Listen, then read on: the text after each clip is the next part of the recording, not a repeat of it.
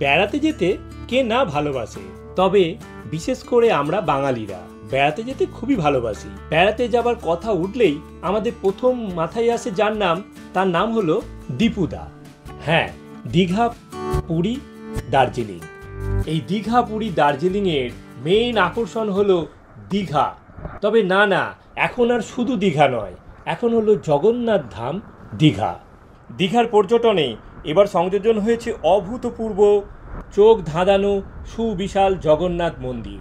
দীঘা শঙ্করপুর উন্নয়ন পরিষদের উদ্যোগে এই রেলওয়ে স্টেশনের ঠিক পাশেই 20 একর জমির মধ্যে গড়ে উঠেছে জগন্নাথ মন্দির।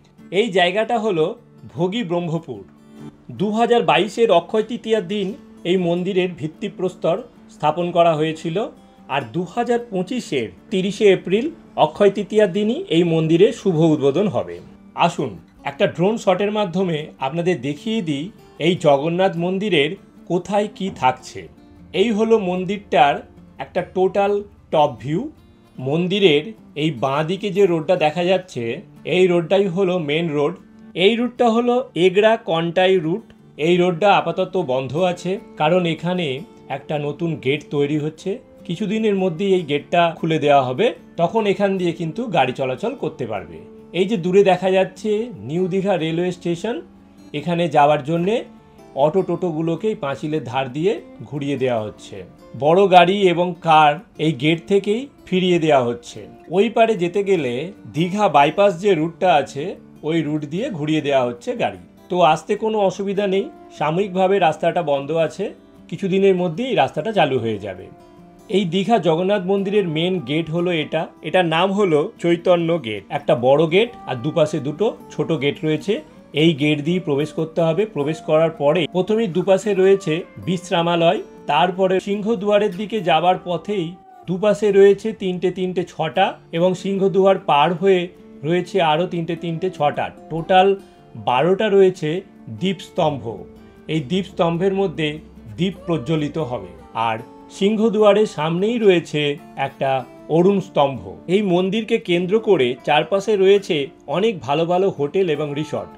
তার মধ্যে দুটো মেন যেটা রয়েছে সেটা হলো হোটেল লি রয় এটা, এবং ঠিক অপর প্রান্তেই রয়েছে WBTDCL এর দীঘালি ফেজ 2 এইটা।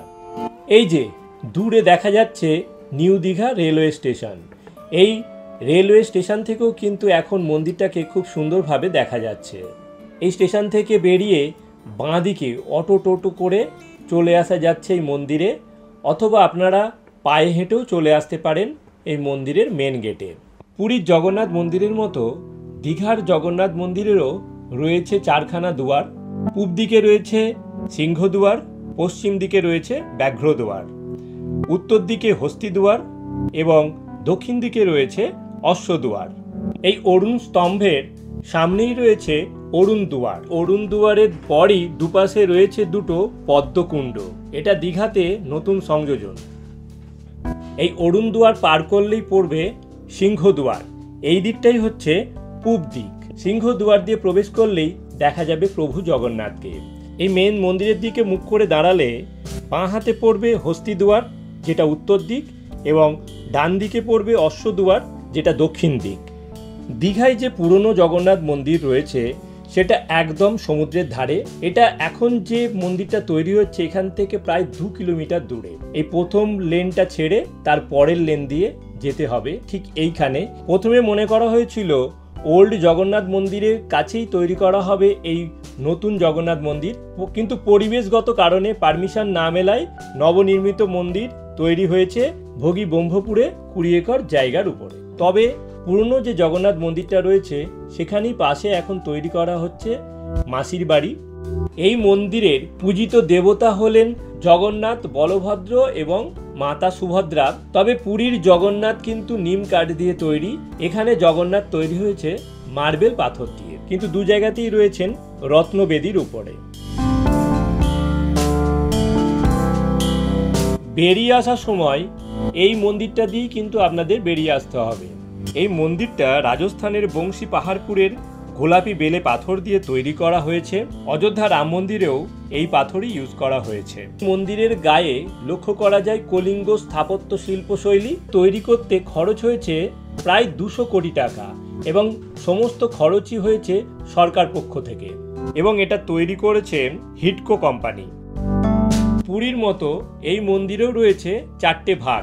প্রথমেই রয়েছে ভোগ মণ্ডপ, তারপরে রয়েছে নাট মণ্ডপ, তারপর জগমোহন এবং মেন মন্দির হলো গর্ভগৃহ।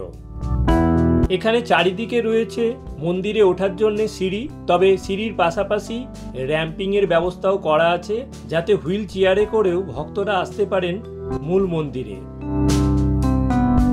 এখানে রাখা রয়েছে জগন্নাথ দেবের 3টে রথ। এই হলো মন্দিরের সামগ্রিক পটভূমি। মন্দির উদ্বোধনের পর দীঘা আসলে অবশ্যই প্রভুর দর্শন করে যাবেন। দীঘাতে বেড়ানোর অনেক জায়গা আছে।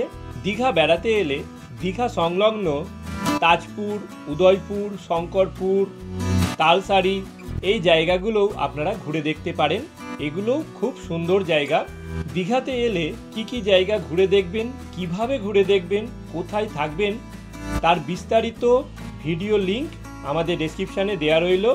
ভিডিওটা আজ এই পর্যন্ত। যদি ভিডিওটা ভালো লেগে থাকে please do like, comment and subscribe. ভালো থাকবেন সবাই। দেখা হবে আবার পরবর্তী ভিডিওতে। Thank you.